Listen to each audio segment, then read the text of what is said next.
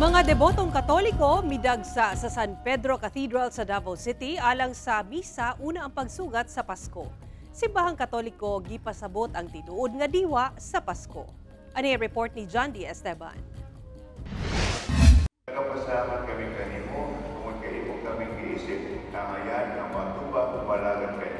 Gidagsa sa mga debotong Katoliko ang San Pedro Cathedral sa Davao City aron mutambong sa Santos nga Misa alang sa Solemnity of the Nativity of the Lord. Sumala sa ubang deboto, nagsimba sila una ang sugat sa Pasko sama na lamang ni Tatay Ram kay gawas nga tradisyon na daw niya kini paagi sab kini sa iyahang pagpasalamat sa mga grasyang nadawat. Para duna tay grasya sa ato ang kinabuhi.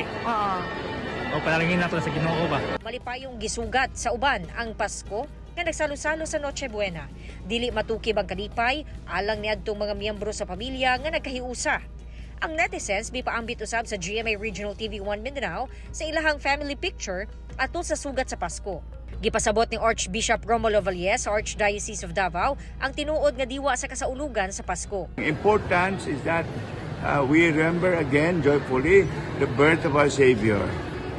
God gave His only begotten Son to be with us, so that it is easy for us to see God, to touch Him, to listen to Him. He accompanies us and leading us to eternal life. Kauban si Jojo Solarte sa kamera, John D. Esteban, 1 Mindanao.